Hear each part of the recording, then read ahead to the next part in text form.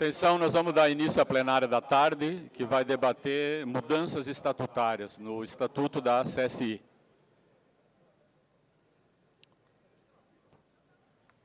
Fones de ouvido, por favor. Nós vamos dar início à plenária, que vai fazer proposta de alterações à Constituição da CSI. Eu chamaria o companheiro Félix para que expusesse aqui o relatório da comissão. Félix.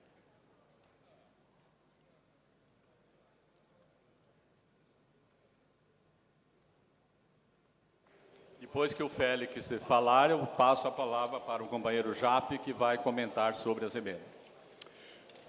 Thank you, Mr. President.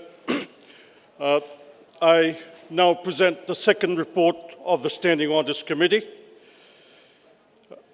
The Standing Orders Committee held its second meeting on the 3rd of December 2018 at Copenhagen from 7:45 until 8:45 hours this morning. All members were present with the exception of Bridget Matumbo from the ZCTU Zambia. Agenda item 9, proposal for amendments to the ITUC Constitution. The constitutional amendments proposed by the General Council. Article 15, D4 of the ITUC Constitution stipulates that the Standing Orders Committee shall consider amendments to the Constitution and report them to the Congress.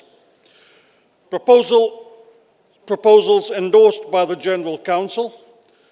The Standing Orders Committee approved amendments to the Constitution which were endorsed by the 15th and 18th meetings of the General Council. These are contained in documents 4CO/E/7. The Standing Orders Committee recommends to Congress that the amendments to the Constitution contained in 4CO/E/7 be adopted. At this point in time, I will ask Brother Yap to go through the amendments and explain the amendments so that the Congress could adopt the proposed amendments.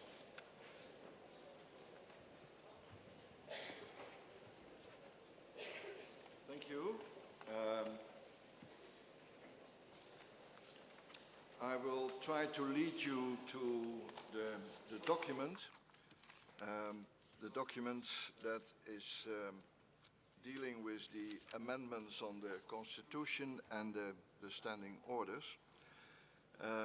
And I propose, Chair, that you ask the voting from Congress after every proposal, every part of this document.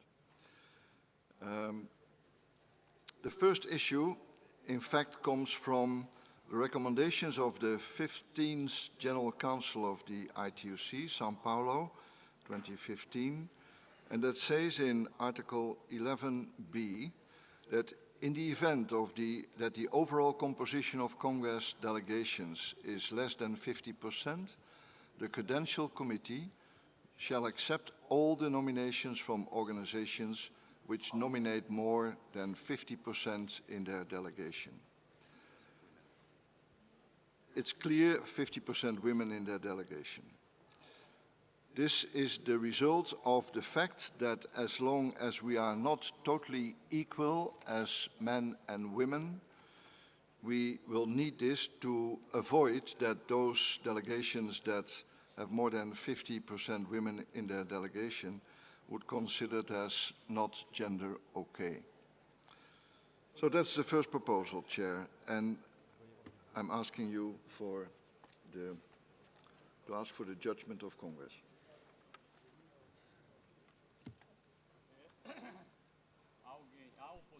Plenário? Há oposição de alguém do plenário sobre esta proposta? De que as delegações tenham 50% de mulheres e que sejam respeitado a paridade? Então, votação. Aqueles que concordam com a emenda, por favor, levante seu crachá. Aqueles que concordam com a emenda, levante seu crachá. Nós estamos votando que nós temos que garantir 50% de mulheres respeitando a paridade. Aqueles que concordam, levantem o crachá. Pode abaixar. Os contrários, pode abaixar. Os contrários, abstenções. Então está aprovada a emenda. Jape. Thank you.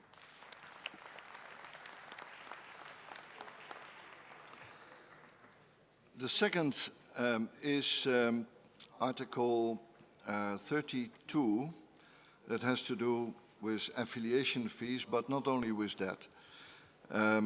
Every year, all member organizations are receiving a request to inform us about their paying membership, because you know that is the basis, not only for your voting rights here, but also for the affiliation fees that we expect you to pay to us. We are now extending that article by saying that this notification also should include the percentage of gender composition of membership. Our Equality Department did a lot of efforts to get that information from you, and to be frank, the success was not so big, so we are including this now in this annual questionnaire to be sure that we are well aware, also to stimulate, of course, a gender policy, that we are well aware of the gender composition of their membership. So, Chair, we hope that you can all agree on that.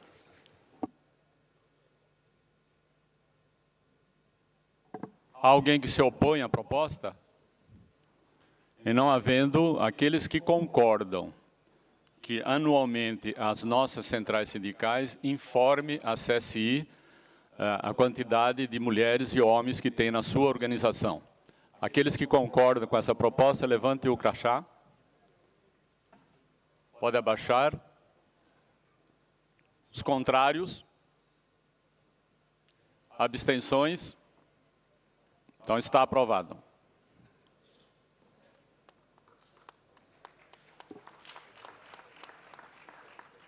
The third proposal has to do with the composition of the General Council, and from there, of course, also to the other governing bodies of the ITUC. That is to actively promote gender parity. The General Council shall set a progressive target before each Congress, and here it says starting at 30% for a minimum women's membership on the Council. The recommendation of the General Council on this issue was, since Sao Paulo, to increase that percentage from 30 to 40%.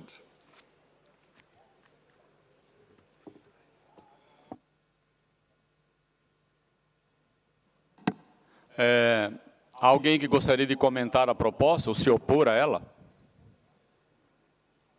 Então, aqueles que concordam que nós devemos passar de mínimo de 30% de gênero para 40% de gênero, por favor, levante o crachá.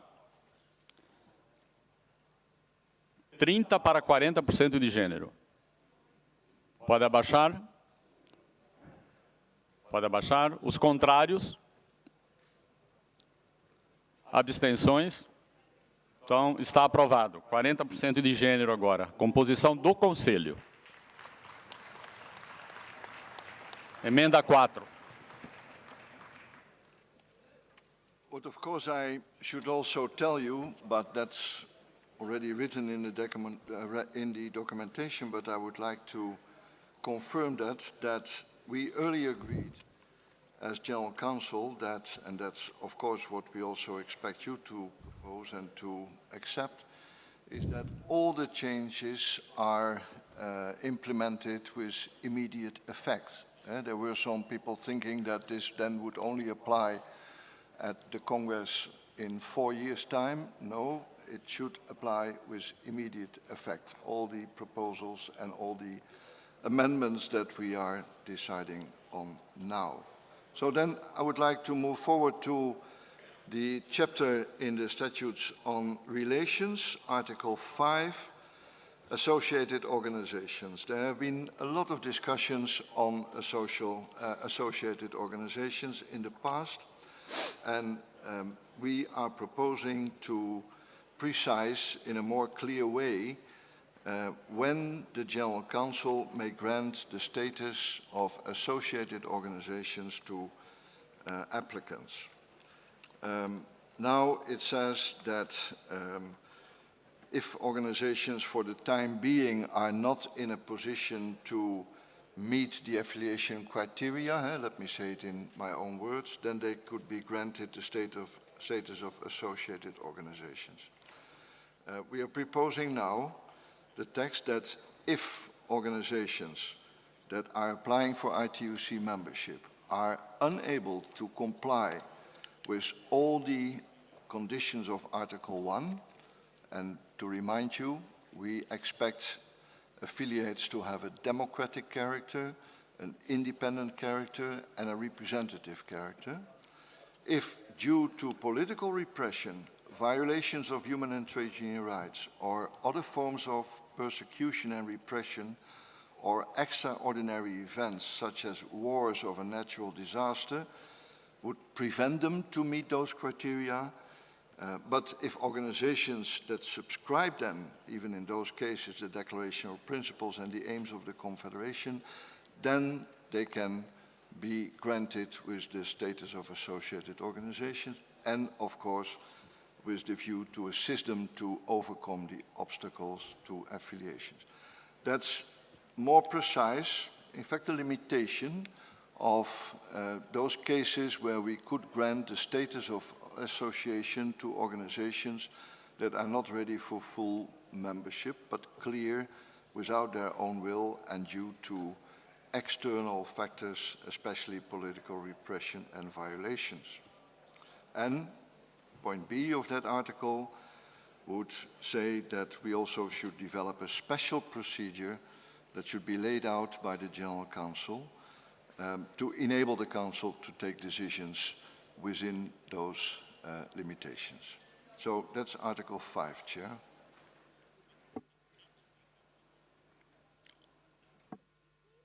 Então, colocar em votação, as organizações associadas precisam, para adquirir o status de associada, respeitar as condições do artigo 1º, caso haja no país guerra civil ou conflito, perseguições políticas, etc., aí a CSI será mais flexível diante de uma situação catastrófica para a entidade local, correto?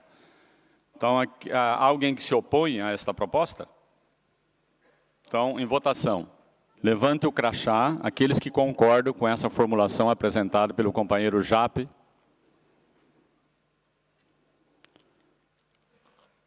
Pode abaixar. Os contrários. Abstenções. Então, está aprovada.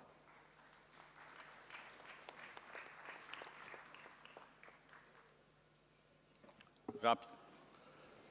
The next proposal, Chair, is about Article 23 that deals with the competence of the General Council.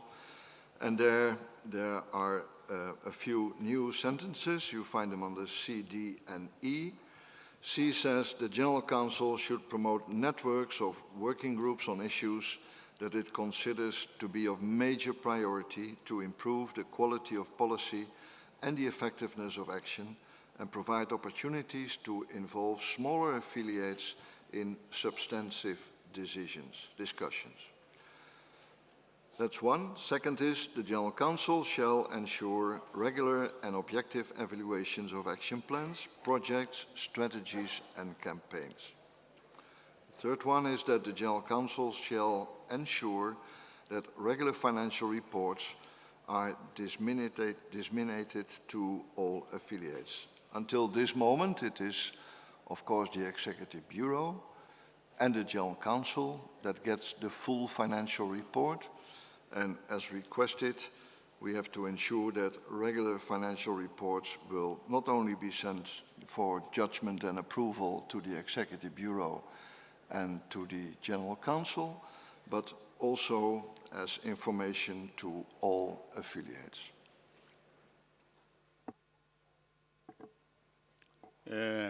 Essa proposta que o Conselho Geral tem a competência de envolver centrais sindicais pequenas diante de um objetivo, de um projeto elaborado pela organização sindical chamada CSI, e que a CSI também divulgue para todos os associados o balanço financeiro da organização.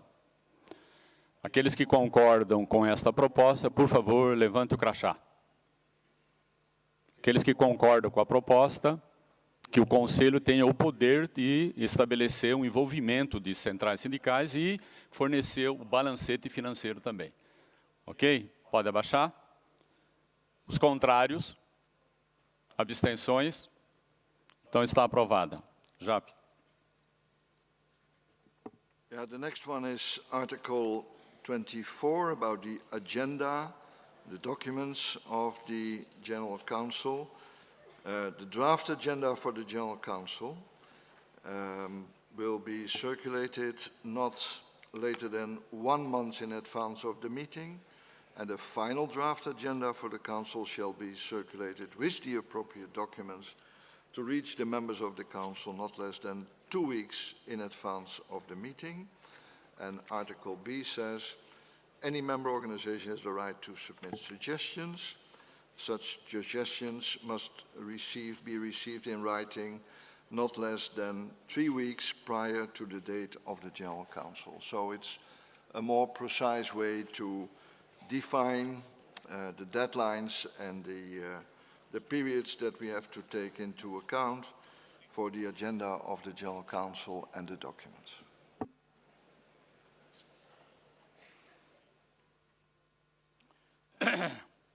Essa mudança no artigo 24 pressupõe que a direção da CSI envie às suas afiliadas a agenda, a pauta, a ordem de trabalho pelo menos 1 mês antes do evento. Quer dizer, 1 mês antes do Conselho, a direção, a Secretaria-Geral enviará para os associados a ordem, toda a pauta que será debatida. E que as organizações, 3 semanas antes do Conselho, enviem por escrito as suas observações, as suas sugestões, propostas, etc. Há alguém que questiona a proposta? Então, votação. Aqueles que concordam com essa mudança para aperfeiçoar mais a nossa organização, por favor, levante o crachá. Pode abaixar. Pode abaixar. Os contrários? Abstenções? Então está aprovada. Jap. The next one is about the election of the Deputy General Secretaries, the President and the Deputy Presidents. A number of years ago already, some of those elected leaders told us, listen, we had a fantastic Congress, we elected a General Secretary, and then the Congress went home, and then there was a General Council meeting somewhere in a cellar, and then we were elected. And then, of course, we could send a message, but nobody really knew about it, and we couldn't share, let's say, our victories, our joy with the rest of Congress. And I guess that they had a point there.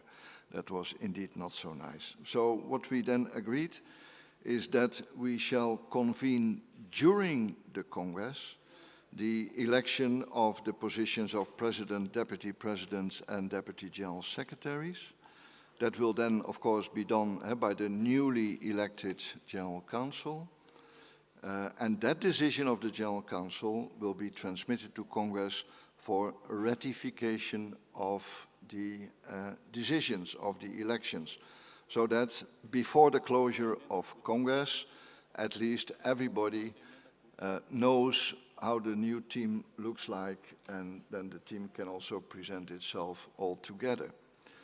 So in the concrete case of this Congress, that would mean that the new General Council that will meet on Thursday, Thursday afternoon, will elect these leaders, and then on Friday, at the last day of Congress, the full team will be presented.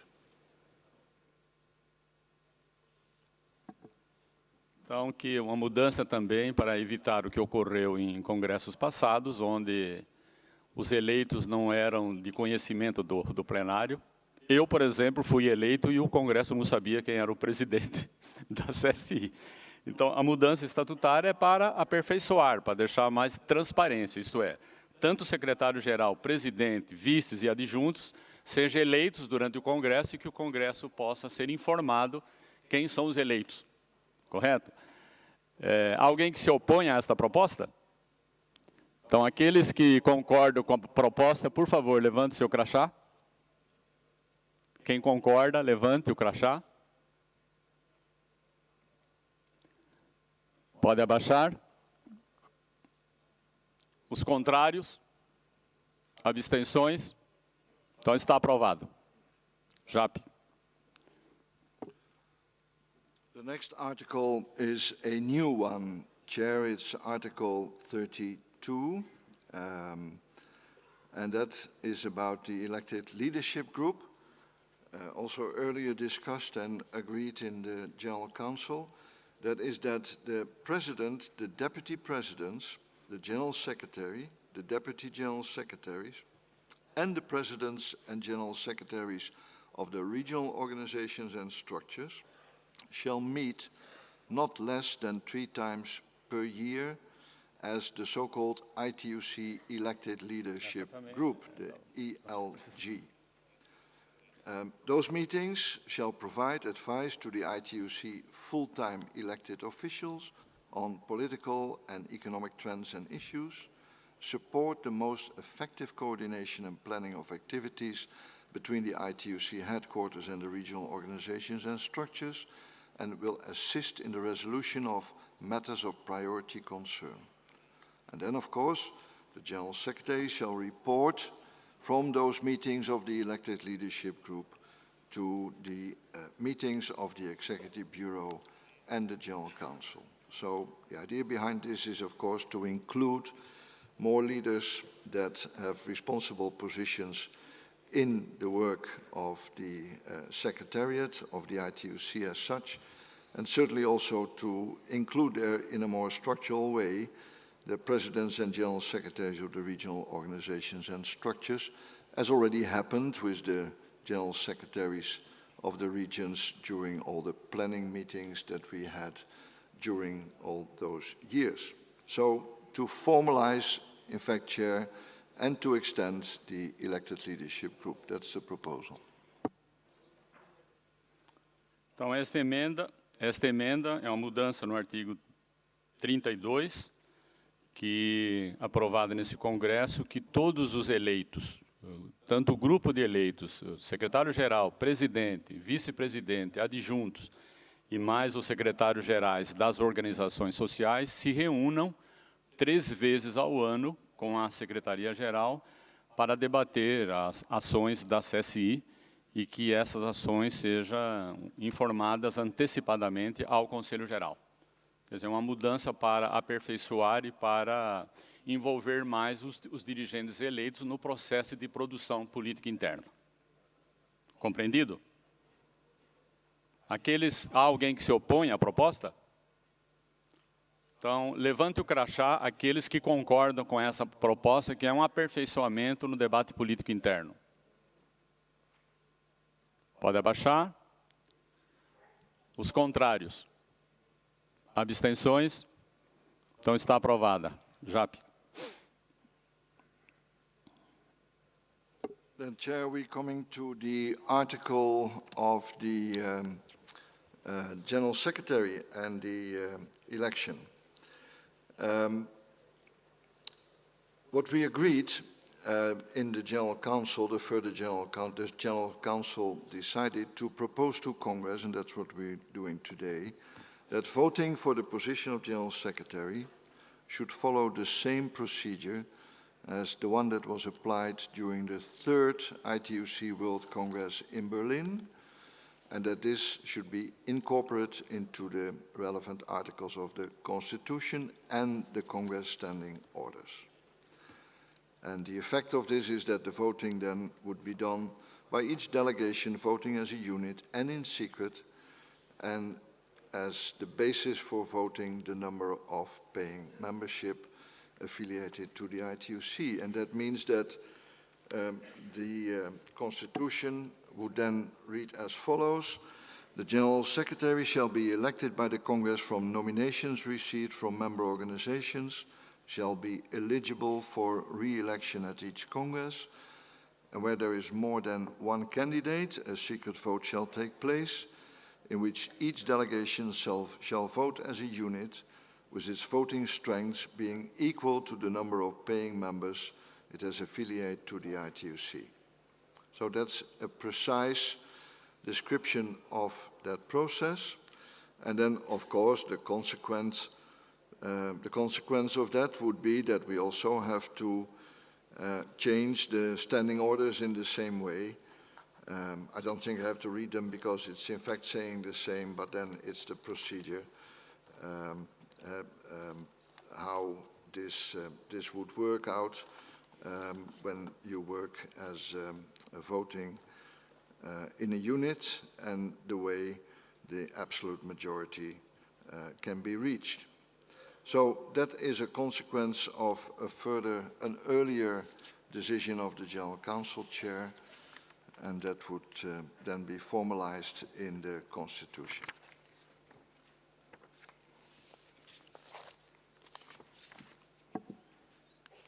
Então, é uma mudança no artigo sobre eleições do secretário-geral, que adotemos nesse Congresso os mesmos procedimentos do Congresso de Berlim, com votação secreta, que o secretário-geral eleito tenha no mínimo 50% dos votos e que a votação seja de acordo com o número de sócios pagantes.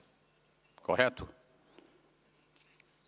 Que adotemos o mesmo processo de Berlim, que a votação seja secreta, que precisa ter 50% dos votos mais um, o secretário-geral eleito, e que a votação seja de acordo com os sócios pagantes. Alguém que se oponha a esta proposta? Então, votação. Aqueles que concordam com essa proposta de encaminhamento sobre a eleição do secretário-geral, por favor, levante o crachá.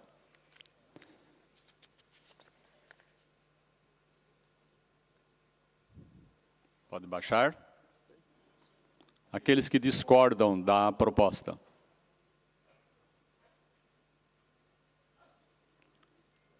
Os que se abstêm. Então está aprovada a proposta. Jape.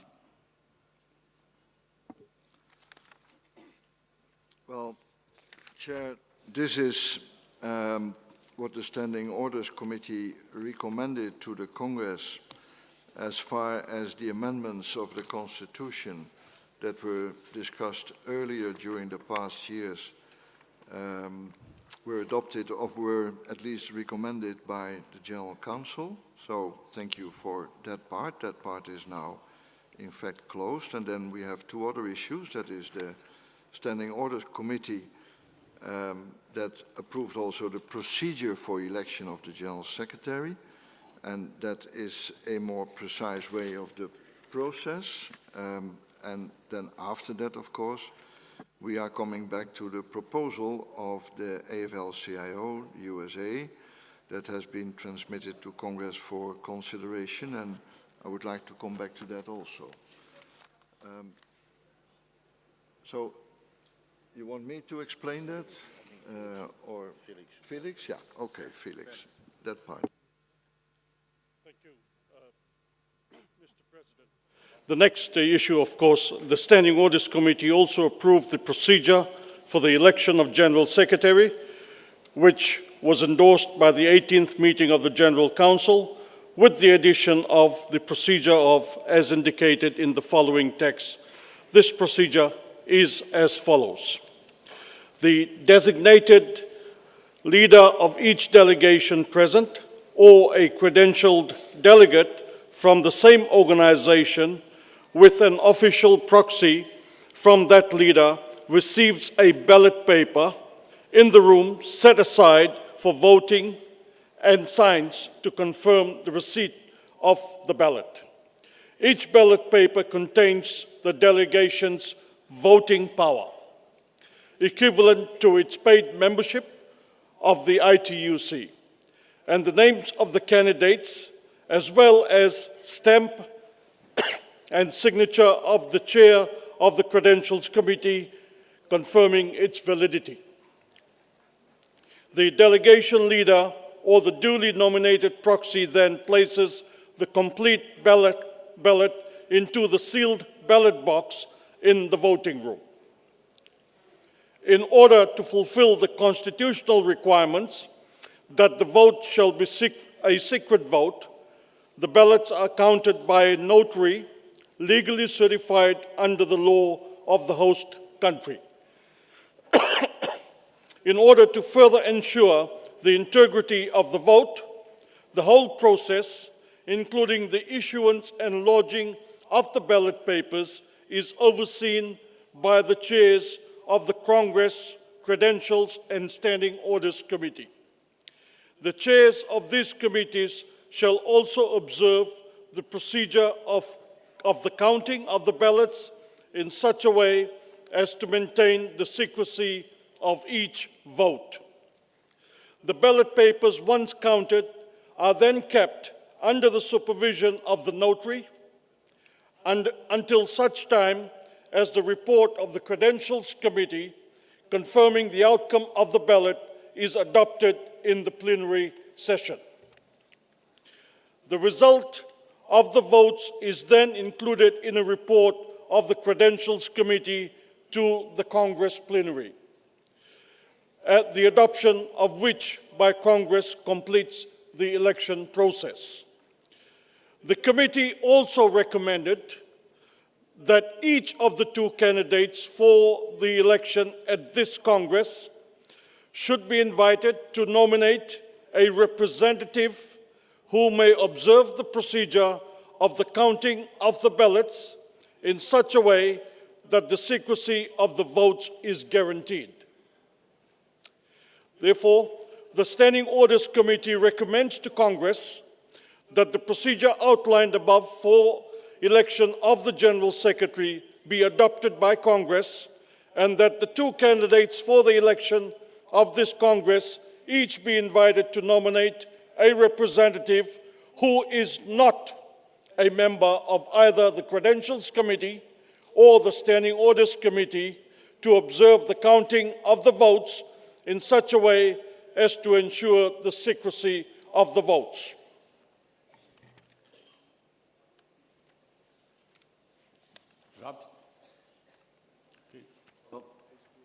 To add one practical issue, Chair, this is of course the procedure for Congress. This is not an amendment to the Constitution.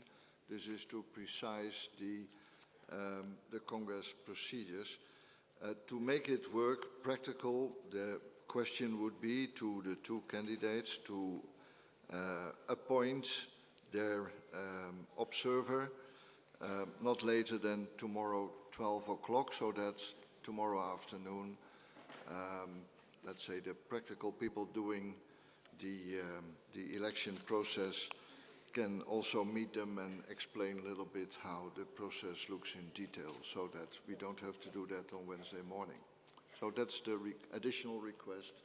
Can you please tell us who your observer would be before tomorrow 12 o'clock afternoon? Okay. Does the Congress adopt that? Yeah. Calma. Há alguém que se opõe a esse encaminhamento, esse procedimento usual na CSI, sobre o processo de votação do secretário-geral? Que além do processo que cada candidato tem o direito de indicar um representante para fiscalização do processo de apuração. E não havendo questionamento, aqueles que concordam com esse procedimento da eleição do secretário-geral, por favor, levante seu crachá. Aqueles que concordam com o procedimento, por favor, levante seu crachá.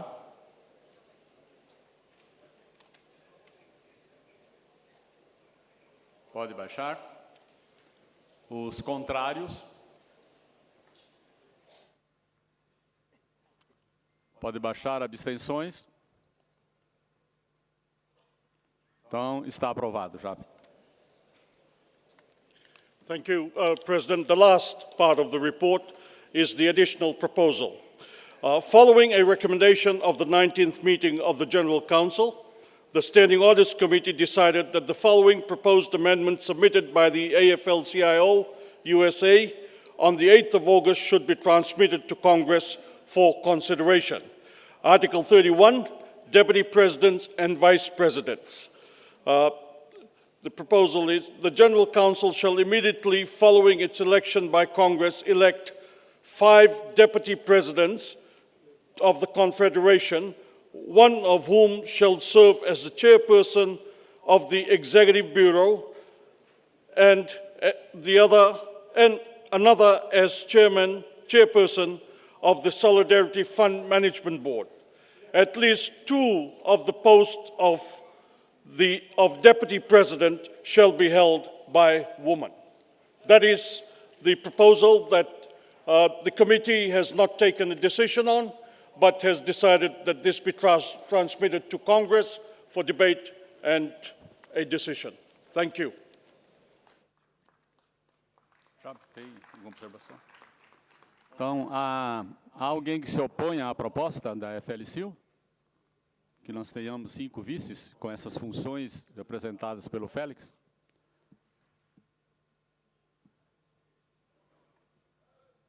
Bom, não havendo ninguém, quem?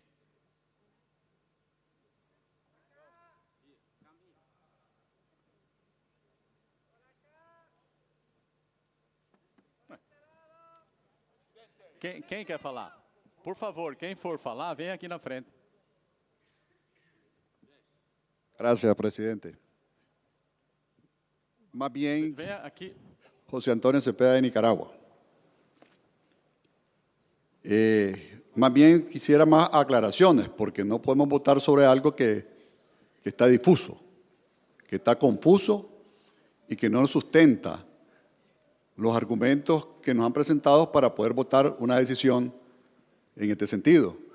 Por lo tanto, yo solicito más aclaración sobre el tema, para que podamos nosotros poder tomar una decisión. Gracias, presidente. Ou a mesa ou os proponentes da proposta poderiam, então, vir ao microfone para prestar um esclarecimento aos congressistas. Alguém da FLCIO poderia vir aqui prestar um esclarecimento. Ok. Thank you, Mr. Chair. Liz Schuler, Secretary-Treasurer of the AFL-CIO.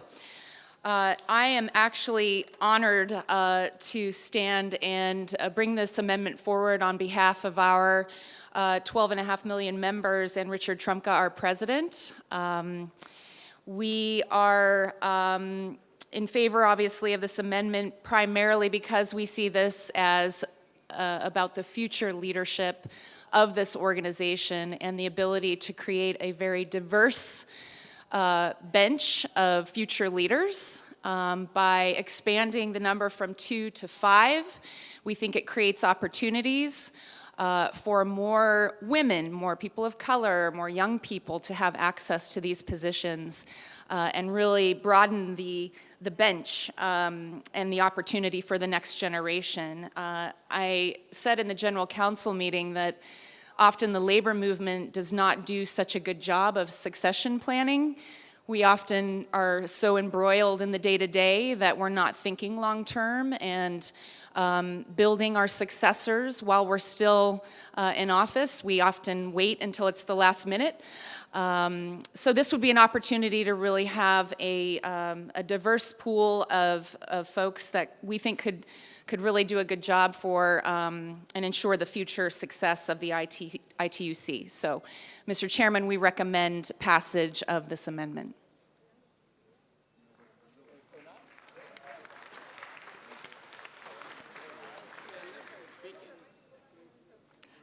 Mr. President, I want to support... minutinho, por favor.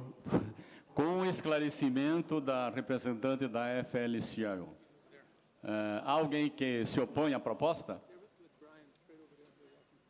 Por favor, há alguém que se opõe à proposta? Can I speak? Thank you very much, President. I stand here to support the amendment to the Constitution of having 5 deputies. During the General Council, Minutinho. A pergunta da mesa foi se alguém, com a explicação da FLCU, eu sei que o problema da língua não é fácil de ser resolvido, né? Se com a apresentação da FLCU ainda há alguém que se opõe à proposta. Por eso, Então, presidente. o representante da Nicarágua se Nicaragua. opõe à proposta. Por eso, presidente, la explicación todavía no es sustentada. No hay un argumento de fondo porque me dicen que es el relevo. Pero, ¿quién, cómo? ¿Dónde están las funciones? ¿Cuáles son las atribuciones? ¿Cuál es el mecanismo? ¿Cuál es el procedimiento que se va a hacer? Entonces, eso está difuso, está todavía en el aire. No nos da el sustento para poder definir de cambiar el estatuto de pasar de 2 a 5, porque lo que me está diciendo es el relevo. Bueno, y eso, por eso, ¿cómo se va a hacer? Entonces, no sé si por región, no sé si va a ser por cuota definida, si va a ser, no estamos claros. Por lo tanto, yo siento de que todavía no estamos en este punto bien claros para tomar una decisión. Y si pudieran precisarnos más y explicar mejor cuál es la razón de fondo para pasar, tal vez pudiéramos tomar alguna decisión. Gracias, presidente. Vamos dar, então, o seguinte encaminhamento. A mesa considera que já houve uma defesa da FLCU, a proposta, e uma defesa contrária da Nicarágua. A mesa abre para mais uma intervenção de cada lado. Uma intervenção, um delegado, falando em defesa da proposta da FLCU e um delegado contrário à proposta da FLCU. Após a falação das 2 pessoas, a mesa coloca em votação para o plenário. Ok? O encaminhamento? Uma defesa a favor da proposta da FLCU e uma defesa contrária à proposta da FLCU. Está compreendido? Logo após as defesas, a mesa coloca em votação. Quem é que vai defender a proposta da FLCU? Quem vai defender e quem é contrário à proposta?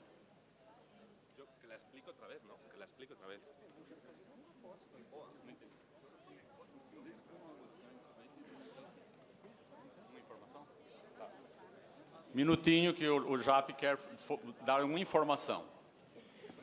Yes, Chair. I understand very well the question of the colleague of Nicaragua, because what we, of course, also should have added to this discussion is the fact that this gives us, and I hope that the colleague of Nicaragua is listening, one of the effects, of course, of this opportunity of the increase of the number of deputy presidents is that that would allow us to have a much better regional spread. And earlier we discussed about the need to increase also the number of meetings with the elected leadership and to increase the group of elected leaders. So the idea was then, of course, by increasing the number of deputy presidents, we could not only serve, as Liz already mentioned, more diversity in our leadership, but also a better regional spread. And that would only contribute to the democratic character and the democratic functioning of the leadership. So I wanted to add that argument, Chair. Então, o JAP fez um esclarecimento sobre a proposta, deixando mais nítida ainda a proposta. Então, eu chamaria alguém que defende a proposta da FLCU. Quem é a pessoa que vai defender? Quem vai defender a proposta da FLCU? É uma pessoa só. President, I'm standing here. I Okay. want to support the proposal put forward by the AFLC to have 5 deputies, in which at least 2 will be women. Chair, this is because it gives an opportunity for more women to take part and be in leadership position. Also, as they have said already, it is a way to mentor young leaders to come on board to take these positions in a more practical way. Therefore, on that note, Chair, I support the resolution put before, the amendment put before for us to have 5 deputy, at least 2 must be women, and that must not be static. Thank you, Chair.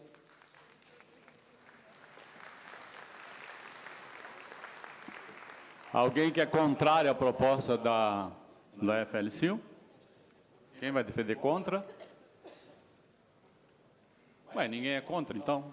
Então, por que não, se não é contra... Quem? Contra? Ok, pode virar o microfone.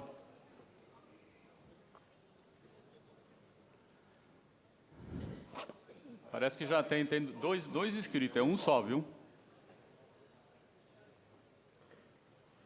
Muy buenas tardes, señor presidente, compañeras y compañeros. Lenín Hernández, de Costa Rica. En este caso, estoy en contra de la moción que están presentando por varias razones. Número 1, hasta el momento el sustento técnico, la motivación o el motivo por el cual quieren ampliar 3 vicepresidencias más no me queda clara. Número 1. Número 2, la norma está totalmente abierta porque no garantiza la participación equitativa de las mujeres y sobre todo los jóvenes. Entonces, una modificación estatutaria de tal envergadura necesita más análisis y sobre todo que la norma esté suficientemente clara para que el día de mañana no se permitan las interpretaciones y se busque el objetivo, que es precisamente la libre participación y sobre todo que cada región esté representada. Muchas gracias y por eso es que estoy en contra.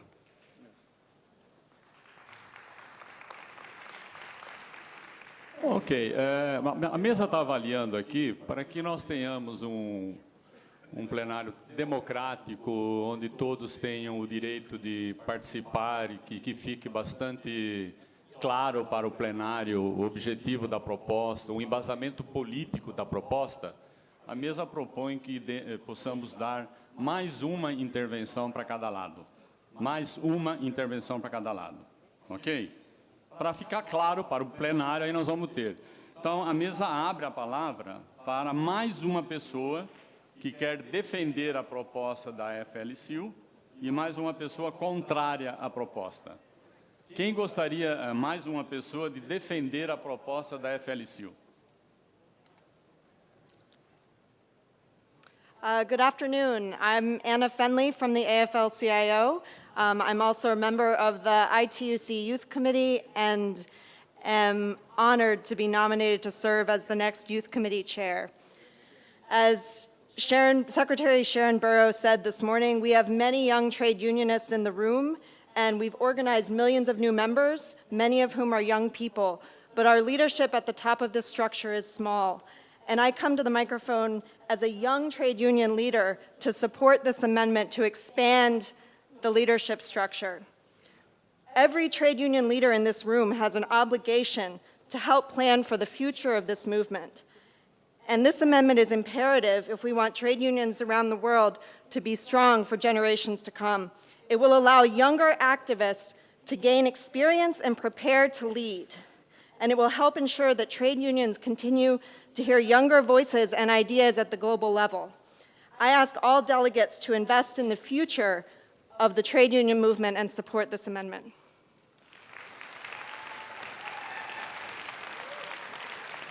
Agora, só mais uma intervenção contrária e depois nós vamos à votação. Alguém gostaria de fazer a intervenção contrária? Contrário, compañero. Buenas tardes, soy Ramiro Vega de UGT de España y bueno, quería manifestar que estamos en contra de esta propuesta porque, tal como dijo el compañero de Nicaragua, el solo hecho de proponer un cambio en el número de las vicepresidencias no garantiza absolutamente nada de lo que han comentado los compañeros que la han defendido. O sea, necesitamos propuestas serias que incluyan contenido para estos cambios y no simplemente decir que porque pasar de 2 a 5 van a tener más oportunidades los jóvenes, las mujeres o quien sea.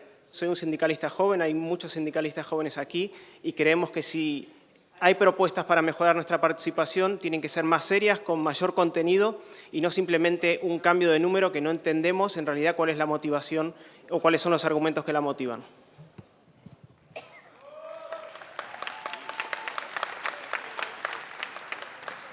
Ok, então vamos para o processo de votação, ok? Votação, processo de votação. Aqueles que concordam com a proposta da FLCIU, que nós introduçamos no Estatuto da CSI, que nós vamos passar a ter, em vez de 2 vice-presidentes, 5 vice-presidentes. Aqueles que concordam com essa proposta, levante o cartão de votação.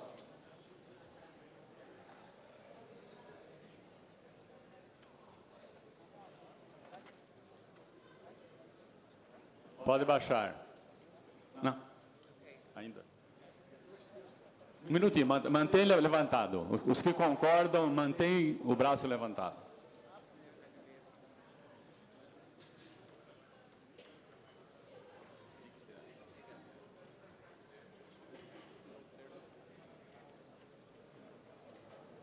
Pode baixar.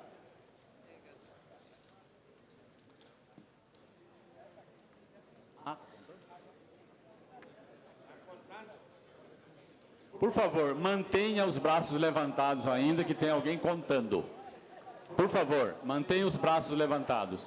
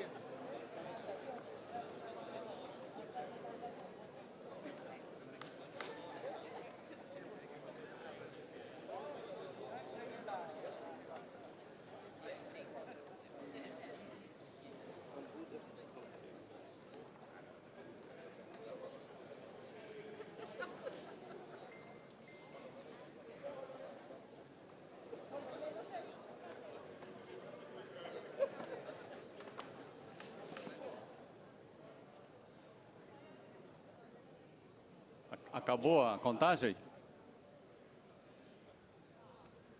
Já acabou a contagem? Ok? Então, agora pode baixar. Os contrários à proposta, por favor, levante o cartão de votação. os contrários à proposta e mantenham o braço levantado para a contagem. Contrários à proposta.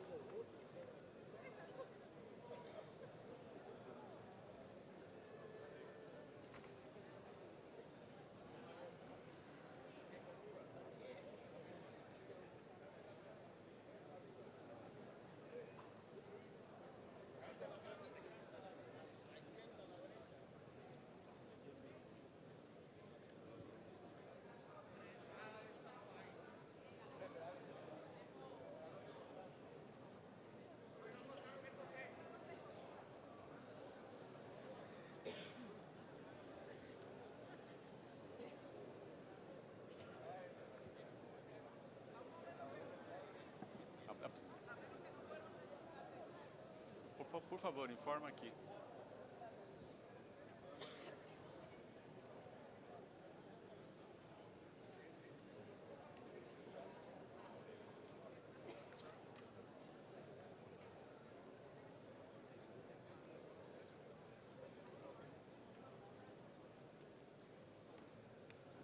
Por favor, aqueles que se abstêm da votação. Abstenções. Por favor, contem as abstenções.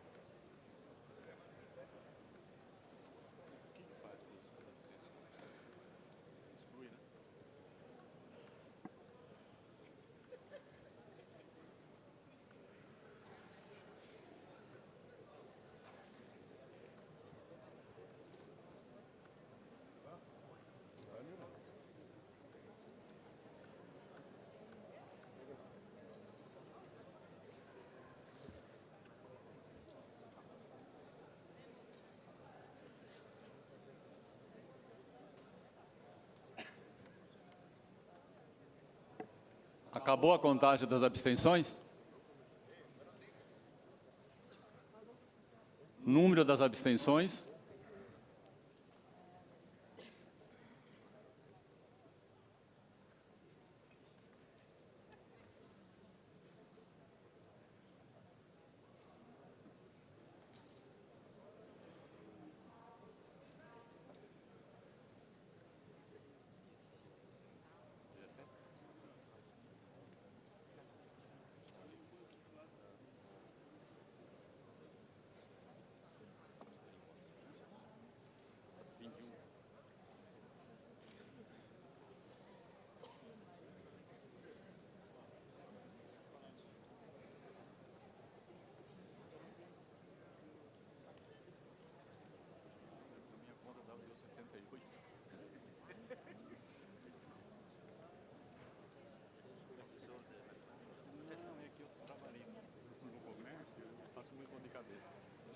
Jape. Yes, Chair. We have noted that we had 130 against this proposal and 285 in favor, so that means that we have just enough for the two-thirds. Because you know that for the change of statutes, of this type of change of statutes, you need a two-thirds majority, so that two-thirds majority was achieved. Thank you.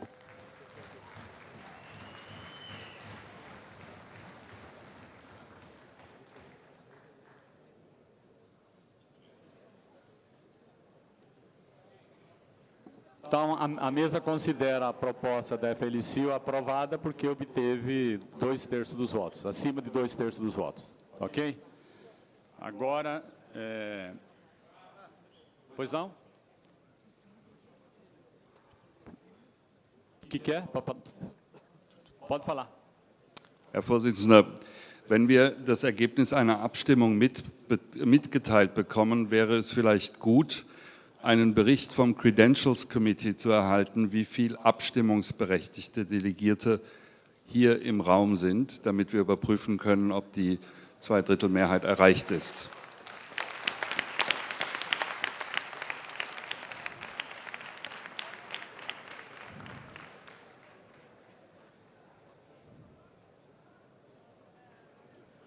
Vamos dar o seguinte encaminhamento.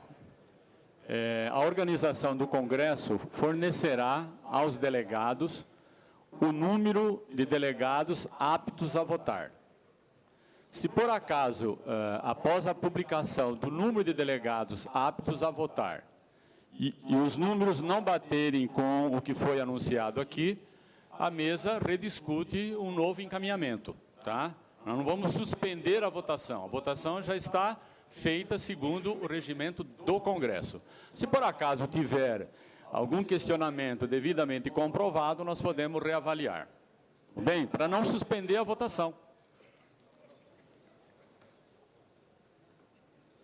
Companheiro? I do, brothers and sisters. A vote was just cast. It was a democratic vote. It was counted. The result is clear. To frustrate democratic processes by an attempt to derail the decision-making of the Congress is not an appropriate and dignified way for us to proceed. I urge the Chair to accept the decision of the floor of the conference. Já está aceita a decisão. A decisão já está aceita, não estamos revendo votação nenhuma. Correto? Já está definido a vitória. Se por acaso tiver devidamente comprovado algum questionamento, o grupo de eleitos aqui pode reavaliar, mas o resultado já está proclamado. A proposta teve 2/3 dos votos. Ok? Ok? Então está encerrada essa parte, essa discussão sobre a emenda. Agora nós vamos... Okay. É que está encerrado.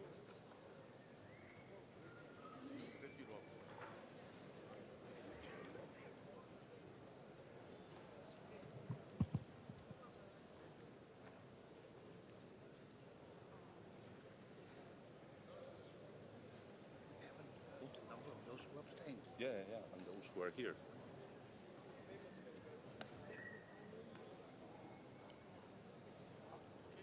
Brother. Thank you, Chair. What I understood from the proposal of Andreas is that he asked to give this information about the voting, the numbers, to the Credential Committee, and then asked the Credential Committee to check or to confirm, hopefully, the result of this voting. But until that message from the Credential Committee did not return to this Congress, of course the decision is valid. So what I understood from Andreas, that he asked the Credential Committee to check the results of this election. And only if the Credential Committee is returning here with a totally other message than we just gave to Congress, then of course there's reason to start again about the discussion. But as long as that's not the case, of course the decision has been taken. Thank you. Perfeito. É uma decisão que já está tomada. Então, se a comissão de mandatos tiver uma outra avaliação, nós podemos rediscutir novamente aqui na plenária. Ok? Damos por encerrado este assunto, então. Agora, nós teremos 3 plenárias. João. Jesus? O que é? É sobre esse assunto? Sí, sobre ese asunto. Tudo bem, por favor. Gracias. No sé exactamente lo que tiene que decir la Comisión de Credenciales, pero para estar seguros, no es el número de delegados al Congreso el que ha votado aquí. Las puertas están abiertas, la gente está entrando y saliendo, no sabemos las abstenciones que hay. La Comisión de Credenciales se tendrá que pronunciar sobre el número de personas que están votando, no de delegados, el número de personas que han salido y han vuelto a entrar, y las personas que se han abstenido también. Tiene que ser un informe completo. ¿Cómo van a contar el número de personas que han votado antes y que todavía están en esta sala? No lo sé, pero no son los delegados, son los votantes. Olha, pelo entendimento da mesa, tanto a proposta do Stefan como o encaminhamento dado pelo JAP, a comissão de mandatos vai averiguar e vai estabelecer o número de delegados que nós temos aqui presente. Caso haja, eu estou falando isso desde o começo, caso haja algum questionamento devidamente comprovado, aí a plenária pode rediscutir o assunto. O que nós não podemos é, de antemão, dizer que houve um equívoco nesta votação, que a votação foi errada, com uma acusação que não está devidamente comprovada.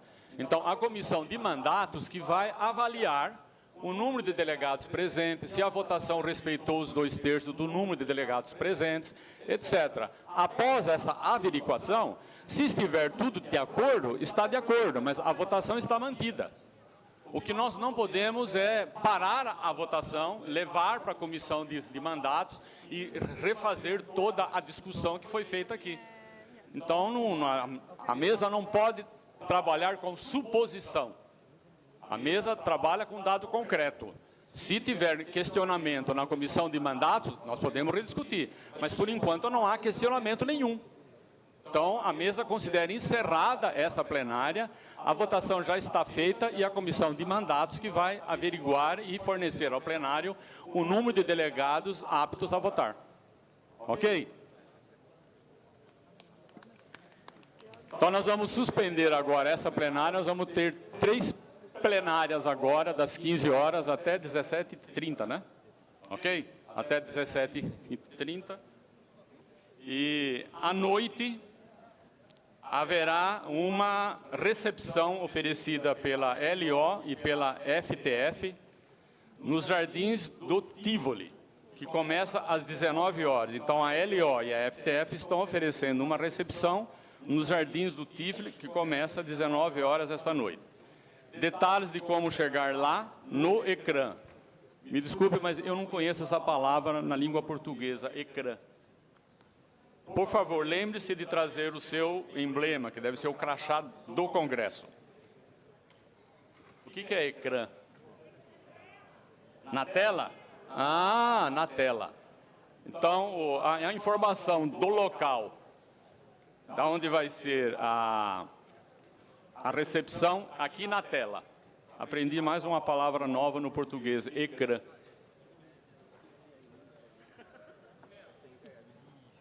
Então, está encerrada a plenária.